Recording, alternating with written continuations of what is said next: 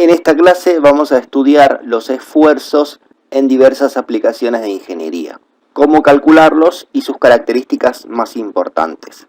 Veamos primero el concepto de deformación unitaria elástica.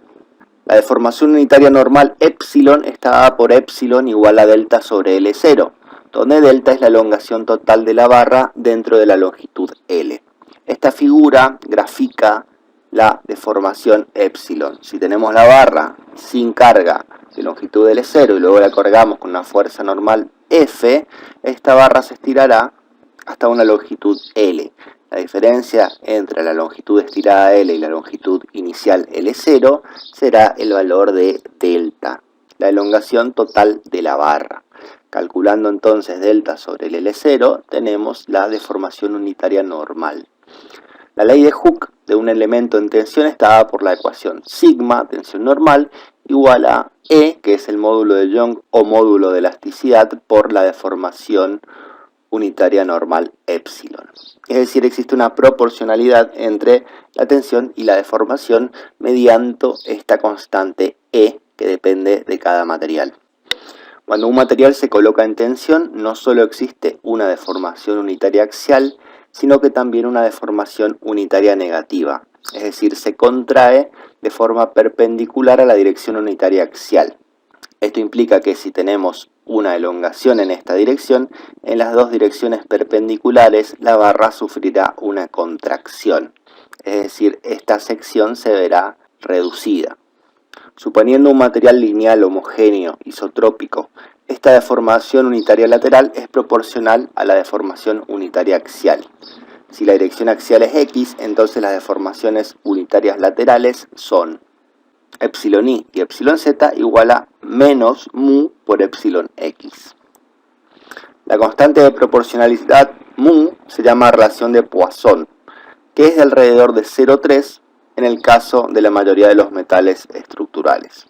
Si el esfuerzo axial es en la dirección x, entonces de la ecuación epsilon x es igual a sigma x sobre el módulo de Young, y el epsilon i y el epsilon z, las deformaciones unitarias en las direcciones transversales, es menos mu sigma x sobre e. Este en el caso en que tengamos una sola tensión en la dirección x. Para un elemento en esfuerzo, tanto sobre x como sobre y como sobre z, simultáneamente las deformaciones normales están dadas por las siguientes expresiones, que relacionan las deformaciones x, y y z con las tensiones normales sigma x, sigma y sigma z. Veamos ahora qué sucede con la deformación angular. La deformación angular gamma es el cambio en ángulo recto de un elemento en esfuerzo cuando está sometido a esfuerzo cortante puro. Y la ley de Hooke del cortante está dada por tau, tensión tangencial o esfuerzo cortante, igual a la constante G por la deformación angular gamma, donde la constante G se denomina módulo de elasticidad al corte o módulo de rigidez, y al igual que el módulo de elasticidad o módulo de Young, depende de cada material. En el caso de un material lineal, isotrópico, homogéneo, puede demostrarse que las tres constantes elásticas, módulo de elasticidad, módulo de rigidez y el coeficiente de Poisson, están relacionadas entre sí mediante la siguiente ecuación: E igual a 2G1 más mu. Con frecuencia, en el diseño se adopta el supuesto de una distribución uniforme del esfuerzo. Esto es, que cada punto de la sección está tomando la misma carga que el resto de los puntos. En este caso, el resultado se llama tensión pura, compresión pura o cortante puro, dependiendo de cómo se aplique la carga externa al cuerpo bajo estudio. Algunas veces se emplea la palabra simple en lugar de puro o pura para indicar que no hay otros efectos que compliquen el estado, como teníamos en el caso del principio, en donde una fuerza es aplicada normal a una superficie, teníamos una carga o un esfuerzo normal puro. Una barra en tensión es un ejemplo típico, como decíamos, En este caso, una carga F de tensión se aplica mediante pasadores a los extremos de la barra, como en el caso anterior. La suposición de esfuerzo uniforme significa que si se corta la barra en una sección alejada de los extremos y se remueve una parte, se puede reemplazar su efecto aplicando una fuerza uniformemente distribuida de magnitud A al extremo cortado. Por ello se dice que el esfuerzo está uniformemente distribuido y se calcula mediante la ecuación sigma, esfuerzo normal, igual a la fuerza sobre el área. Entonces, la tensión, en este caso normal, no es más que la fuerza uniformemente distribuida sobre el área. Este supuesto de la distribución uniforme del esfuerzo requiere que la barra sea recta y de un material homogéneo, la línea de acción de la fuerza pase por el centroide de la sección y la sección se tome lo suficientemente alejada de los extremos y de cualquier discontinuidad o cambio abrupto en la sección transversal. Otro tipo de carga que supone un esfuerzo uniformemente distribuido se conoce como cortante directo. Su valor es tau igual a la fuerza cortante dividido el área. En este caso la fuerza B sería una fuerza sobre la sección que estamos investigando. En el caso de la fuerza F es una fuerza normal, por eso tenemos la tensión normal y la tensión o esfuerzo cortante tau. Veamos ahora los esfuerzos normales para vigas en flexión. Las ecuaciones para representar los esfuerzos normales en flexión en vigas rectas se basan en los siguientes supuestos. La viga se somete a flexión pura, esto significa que la fuerza cortante es nula y que no hay cargas de torsión o axiales presentes. El material es isotrópico y homogéneo, además cumple con la ley de Hooke. Inicialmente la viga es recta con una sección transversal constante en toda su longitud. La viga tiene un eje de simetría en el plano de la flexión. Las proporciones de la viga son tales que fallaría ante la flexión, en vez de fallar, por ejemplo, por aplastamiento, corrugación o pandeo lateral. Las secciones transversales de la viga permanecen planas durante la flexión. En la figura se representa una porción de viga recta sometida al momento flector positivo M, mostrado por la flecha curva que representa la acción física del momento. Acá tenemos el momento M, que vemos está curvando a la viga con la panza hacia abajo, es decir, un momento positivo, y el vector, utilizando la regla de la mano derecha, tiene que estar apuntando este para este lado y este otro para el otro lado. La regla de la mano derecha implica que el giro está representando por los 4 dedos que no son el pulgar, y el pulgar indica la dirección de la flecha, para este lado y para este otro. En este caso el eje X coincide con el eje neutro de la sección, y el plano XZ, que contiene los ejes neutros de todas las secciones transversales, se llama plano neutro. Los elementos de la viga que coinciden con este plano neutro tienen un esfuerzo normal cero. La localización del eje neutro con respecto a la sección transversal es coincidente con el eje centroidal de la sección transversal. Es decir, donde esté el eje centroidal de la sección transversal de esta sección de acá, coincidirá con el eje neutro para la flexión. Ya vamos a ver un caso de cómo calcularlo. El esfuerzo en flexión varía linealmente con la distancia desde el eje neutro. Es decir, cuando avanzamos sobre I y nos alejamos del eje neutro, va a crecer el esfuerzo normal, y está dado por la ecuación sigma x, es decir, el esfuerzo sigma normal por la flexión en este caso, tendrá dirección en x, y será igual a menos el momento por la distancia I, desde el eje neutro hasta el punto que estamos calculando el esfuerzo, dividido la inercia de la sección. El valor de I, entonces, es el segundo momento de área alrededor del eje Z. Esto es I igual a integral de I cuadrado por diferencial de área. Es decir, tenemos que calcular el segundo momento de inercia de esta sección con respecto a este eje que está coincidiendo con el eje Z.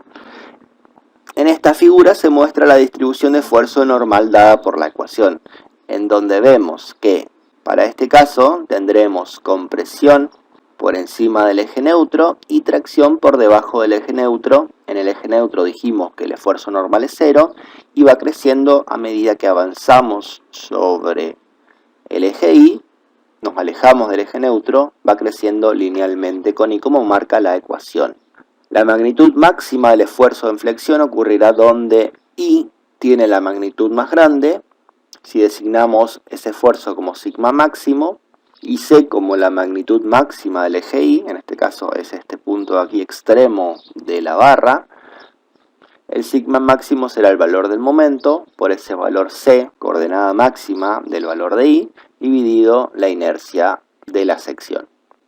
A menudo esta ecuación se escribe como sigma máxima igual al momento sobre Z, donde Z es la inercia dividido el valor de C. Y a este valor se le llama módulo de sección. En el diseño mecánico es bastante usual que ocurra flexión tanto en el plano XY como en el plano XZ. Si se consideran las secciones transversales como solo uno o dos planos de simetría, los esfuerzos de flexión están dados por sigma X igual a menos el momento en Z por I sobre la inercia en Z, más el momento en I por Z sobre la inercia en I. Este primer término es idéntico a la ecuación mostrada anteriormente, y luego tenemos el momento en I, que es el nuevo momento, en el plano XZ en este caso. Z es la distancia desde el eje neutro I, e I es el segundo momento de área con respecto al eje Y. En este caso tenemos la suma de los dos momentos en Z y en I y los esfuerzos que producen en la dirección X. Veamos el ejemplo de cómo calcular los esfuerzos de flexión en vigas. Tenemos una viga de sección transversal T con las dimensiones que se muestran en la figura. A esta viga se la somete a un momento flector de 1600 Nm que produce tensión en la superficie superior de ella. Es decir, tenemos el caso contrario al anterior. Tenemos tensión arriba y compresión abajo. Hay que localizar el eje neutro y determinar los esfuerzos máximos de tensión y compresión. Para calcular el eje neutro vamos a dividir la viga en dos rectángulos. El rectángulo 1 de 12 por 75 aquí arriba y el rectángulo 2 de 12 por esta distancia que sería 100 menos 12. Vamos a colocar un eje neutro tentativo Z en esta posición en donde la distancia que separa el eje neutro de la parte superior de la viga es C1 y la distancia que separa el eje neutro desde la posición más baja de la viga será C2. Obviamente C1 más C2 serán la distancia total, la altura total de la viga, 100. En este caso todos los valores están en milímetros.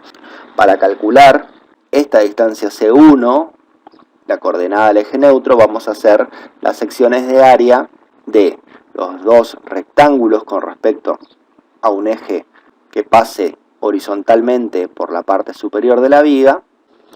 Esto será 12 por 75, el área del rectángulo de arriba, por la distancia del centro de área hacia el punto de arriba, que sería 6, la mitad de 12. Luego hacemos la suma del rectángulo de abajo, 12 por 100 menos 12, que sería la altura del rectángulo de abajo, que sería 88, por la distancia del centro de área del rectángulo 2, hacia la parte superior, es decir, la mitad de esta longitud, o sea 44, si la longitud 88 la mitad será 44, y a eso le sumamos 12 para encontrar esa distancia del centro de área del rectángulo 2 hasta el punto de arriba. Y todo esto tiene que ser igual al área total, es decir, la suma del área de los dos rectángulos por la distancia centroidal del elemento, que en este caso sería C1, la distancia centroidal del elemento al punto más alto, es decir, este eje. Entonces 12 por 75 más 12 por 88 por la distancia C1. De acá podemos calcular C1, que nos da 32.99 milímetros. Obviamente C2 será 100 menos 32.99, 67.01. Ahora podemos calcular las inercias del rectángulo 1 y el rectángulo 2 utilizando las fórmulas de inercia, de área, 1 sobre 12 base por altura al cubo. En este caso son las inercias centroidales, es decir, la inercia centroidal que pasa por el centro del rectángulo 1 y la inercia centroidal que pasa por el centro del rectángulo 2, que será 1 sobre 12 por base por altura al cubo. En el caso de arriba, 1 sobre 12, la base es 75, la altura es 12 al cubo. En el otro rectángulo, el 2 será 1 sobre 12, la base es 12 y la altura es 88 al cubo.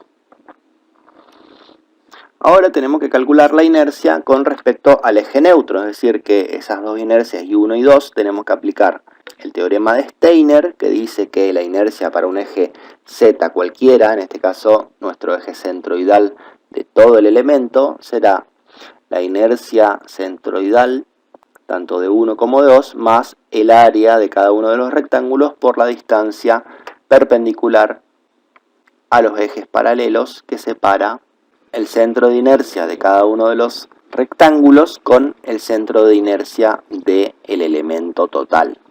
Veamos cada uno de los casos. Las distancias que separan el eje Z, que sería mi eje centroidal de todo el elemento, con respecto al eje centroidal del rectángulo 1, será, por ejemplo, C1 menos la mitad de 12, que sería 6.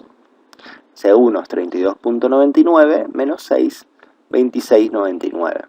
Y la distancia 2, es decir, la distancia desde el eje centroidal 2 y el Z, será, si se fijan bien, C2 menos la mitad de la altura. Es decir, C2 menos la mitad de la altura me da esta longitud entre el centro de área del rectángulo 2 y mi eje centroidal Z. Entonces, C2 67,01 menos la mitad de la longitud, 88 dividido 2, me da 23.01.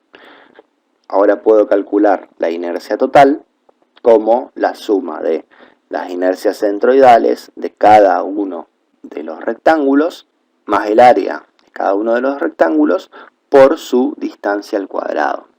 Distancia, recordemos, desde sus centros de área al centro de área del elemento total. Entonces, 1.08 por 10 a la 4 más el área de ese rectángulo 1, 12 por 75, por la distancia 1, 26,99 al cuadrado. Aplicamos Steiner para el rectángulo 1. Para el rectángulo 2, la inercia centroidal 2, 6.815 por 10 a la 5, más el área de ese rectángulo 2, 12 por 88, por la distancia del centro de área del rectángulo 2 hasta el centro de área del elemento total al cuadrado, 23.01. Y tenemos la inercia total del elemento. Y ahora sí, podemos calcular los esfuerzos. En este caso vamos a calcular el esfuerzo normal en tensión o tracción máximo que se dará en el punto más alto de la viga. Entonces el momento por la distancia C1, la distancia más alta sobre el eje Y, dividido la inercia. Y eso me da 26.68 megapascales. Para la compresión tenemos que ir a la fibra más baja y calcularlo. Como es negativo le ponemos el signo menos, momento por la distancia sobre el eje Y más baja, C2, dividido la inercia. Y eso me da menos 56,22 megapascales. Por supuesto, en el eje neutro, en este caso el eje Z, será la tensión normal igual a 0. La mayoría de las vigas presentan fuerzas cortantes y momentos flectores, las dos cosas juntas. Solo en ocasiones se presentan vigas sujetas a flexión pura, es decir, vigas con fuerza cortante igual a 0. Esto es importante solamente en flexión. El cortante es igual a 0 cuando el momento flector es constante. Cuando el momento flector no es constante a lo largo de toda la longitud de la viga, aparece el esfuerzo y la fuerza cortante. Veamos una viga sometida a flexión, o en realidad una carga que produce flexión y el momento flector no es constante, aparecerán entonces momentos flectores y fuerzas cortantes. El momento, vimos, tenía una distribución de este tipo, con un momento positivo, teníamos compresión arriba y tracción abajo, en donde ambas iban creciendo a medida que nos alejamos del eje neutro sobre la dirección Y.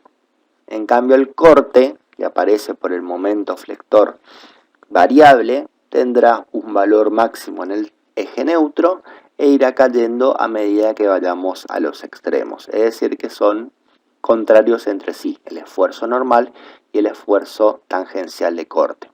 En el caso de una viga de sección rectangular, el valor del esfuerzo tangencial tau de corte será la fuerza de corte dividido dos veces la inercia de área C cuadrado, la distancia máxima desde el eje neutro en la dirección Y, menos el punto que estemos calculando al cuadrado. Obviamente en el extremo, donde Y es igual a C, tendremos cortante 0. Aquí tenemos cuánto vale el tau máximo para distintas formas de viga. Para la viga de sección rectangular vale 3 veces el valor de la carga cortante dividido 2 veces el área. Para una sección circular hueca con pared delgada vale 2 veces la fuerza cortante sobre el área. Para sección circular 4 veces el cortante dividido 3 veces el área. Y para una viga doble T estructural con pared delgada vale el cortante dividido el área del alma.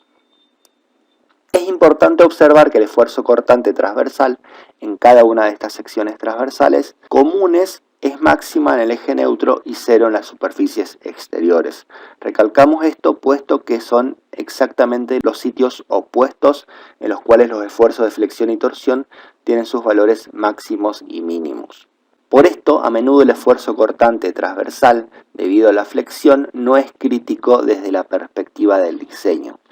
En general, el esfuerzo normal, que se calcula en la fibra de arriba o en la fibra de abajo, porque son las secciones más críticas, no coinciden con el cortante. Entonces, en ese punto de tracción o compresión máxima debido a la flexión, tenemos corte igual a 0. Por eso decimos que no es crítico muchas veces en el análisis y en el diseño mecánico. Veamos ahora esfuerzo de torsión. Cualquier vector momento que sea colineal con un eje de un elemento mecánico se llama vector de par de torsión, porque el momento causa que el elemento se tuerza respecto a ese eje. Una barra sometida a un momento de ese tipo se dice que está sometida a torsión. Como se muestra en la figura, el par de torsión T que se aplica a una barra se designa dibujando flechas en la superficie de la barra para indicar su dirección, o dibujando flechas de vector par de torsión a lo largo de los ejes de torsión de la barra. Aquí tenemos el elemento sometido a un momento de torsión de este tipo, en donde podemos dibujarlos como estas flechas rotatorias o también los vectores par de torsión en esta dirección, utilizando siempre la regla de la mano derecha. Así, el ángulo de giro en radianes de una barra sólida de sección circular se calcula mediante θ, este ángulo que ha girado la barra debido al momento torsor, el momento torsor por la longitud de la barra dividido el módulo de rigidez por el segundo momento polar del área, J. A través de la sección transversal se desarrollan esfuerzos cortantes. Para una barra redonda en torsión, estos esfuerzos son proporcionales al radio ρ, es decir, a qué distancia estamos del centro de la barra, y están dados por esfuerzo cortante igual a momento torsor por el radio ρ dividido el segundo momento polar de área J. Si se designa a R como el radio de la superficie exterior, se tiene que el cortante máximo será el momento torsor por ese radio máximo R dividido J. Es decir, que en la superficie estarán los cortantes máximos. En el centro serán 0. Los supuestos empleados en el análisis son: sobre la barra actúa un par de torsión pura y las secciones en consideración están lejos del punto de aplicación de la carga y de cualquier cambio de diámetro. El material obedece la ley de Hooke. Las secciones transversales adyacentes, que en un inicio son planas y paralelas, se conservan planas y paralelas después de la torsión y cualquier línea radial permanece recta.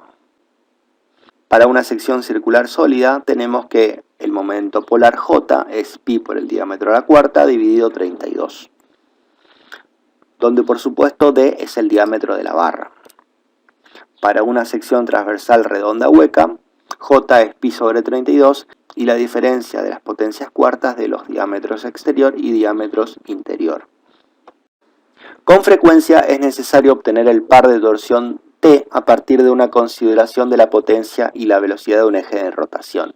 En este caso, la potencia H en watts será igual al torque en newton por metro por la velocidad angular en radianes por segundo del elemento giratorio.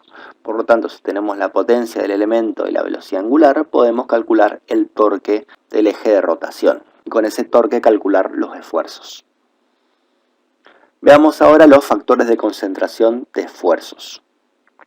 En el desarrollo de las ecuaciones básicas de los esfuerzos de tensión, compresión, flexión y torsión, se supuso que no había irregularidades en el elemento bajo consideración, pero es muy difícil diseñar una máquina sin permitir algunos cambios en la sección transversal de los elementos. Los ejes rotatorios deben tener cambios de sección diseñados de tal manera que los cojinetes se asienten apropiadamente y tomen cargas de empuje. Además, los ejes deben tener ranuras maquinadas para las cuñas a fin de sujetar poleas y engranes, entre otros muchos elementos mecánicos. Un tornillo también tiene una cabeza en un extremo y roscas en el otro, y tanto la cabeza como las roscas tienen cambios abruptos en su sección transversal. Otras partes de máquinas requieren agujeros, ranuras para lubricación con aceite y muescas de varias clases. Cualquier discontinuidad en una parte de una máquina altera la distribución del esfuerzo en las inmediaciones de la discontinuidad. Por ejemplo, todos los casos que enumeramos anteriormente. De esta manera, las ecuaciones elementales del esfuerzo ya no describen el estado de esfuerzo en la parte. A estas discontinuidades se lo denomina intensificadores de esfuerzo o concentradores de esfuerzo, mientras que a las regiones en las cuales ocurren se les llama áreas de concentración del esfuerzo. Las concentraciones de esfuerzo también pueden surgir de alguna irregularidad no inherente a los elementos, como marcas de herramienta, orificios, muescas, ranuras o roscas. Se emplea entonces un factor teórico geométrico de la concentración del esfuerzo, KT o KTS, para relacionar el esfuerzo máximo real en la discontinuidad con el esfuerzo nominal. Los factores se definen por medio de las ecuaciones. KT igual a el sigma normal máximo dividido el sigma nominal. Es decir, que podemos obtener el sigma máximo que ha sido incrementado debido a la concentración del esfuerzo por todos estos ejemplos que vimos anteriormente si multiplicamos el factor geométrico KT por el esfuerzo nominal, como venimos calculando hasta este momento. También para los esfuerzos tangenciales, el KTS es igual a el esfuerzo tangencial máximo dividido el esfuerzo tangencial cero, en donde ese esfuerzo máximo se puede calcular como el esfuerzo nominal por el factor geométrico KTS para tensiones cortantes o tangenciales. El valor del factor de concentración de esfuerzos solo depende de la geometría de la parte, es decir, el material particular que se haya utilizado no tiene efecto en el valor de KT. Esta es la razón por la que se llama factor teórico de concentración de esfuerzos. El análisis de las formas geométricas para determinar los factores de concentración de esfuerzos se convierte en un problema difícil y no se encuentran muchas soluciones. La mayoría de los concentradores de esfuerzos se determina por medio de técnicas experimentales. En algunas tablas pueden encontrarse los factores de concentración de esfuerzos de una variedad de geometrías. En carga estática, los factores de concentración de esfuerzos se aplican como sigue. En materiales dúctiles, es decir, que la deformación a la ruptura es mayor al 5%, el factor de concentración de esfuerzos a menudo no se aplica para predecir el esfuerzo crítico, porque la deformación plástica en la región del esfuerzo tiene un efecto de endurecimiento, es decir, que el material al superar el límite elástico debido a la concentración del esfuerzo no se va a romper, sino que va a producir deformaciones plásticas en una región limitada cercana al concentrador del esfuerzo. Entonces, como técnica de diseño, podemos obviar este factor de concentración del esfuerzo siempre que el material sea dúctil y siempre que la carga sea aplicada de forma cuasi estática. En materiales frágiles, es decir, que la tensión de ruptura es menor al 5%, el factor de concentración de esfuerzo geométrico se aplica al esfuerzo nominal antes de compararlo con la resistencia. Aquí en este caso sí lo utilizamos para compararlo con la resistencia y mayorar el esfuerzo nominal calculado. Veamos algunas tablas y abacos para concentración del esfuerzo. Tenemos distintas configuraciones geométricas y distintos concentradores de esfuerzo. Por ejemplo, si tenemos una placa con un agujero en el medio y el esfuerzo es normal con una fuerza de este tipo, simplemente calculamos el valor de el diámetro del agujero pasante y el valor del ancho de la barra vamos de forma vertical, por ejemplo, si ese valor es 0,4, vamos de forma vertical, cortamos la curva y luego hacia la izquierda tenemos el factor de concentración de esfuerzos KT. Para el mismo caso, pero un momento flector, aparte de la relación de D sobre W, tenemos que sacar la relación entre D, el diámetro del agujero, y el espesor del material. Entonces, por ejemplo, si el valor de D sobre W es 0,2 y el valor de D sobre H es 0,5, vamos desde 0,2 hasta la curva de 0,5 y ahí hacia la izquierda de forma recta y horizontal tenemos el valor de KT. Tenemos distintos, como dijimos, cambios de geometría y efecto de concentración de esfuerzo. Tenemos estos agujeros, estas muescas en las placas en los extremos para esfuerzo normal y para momento flector.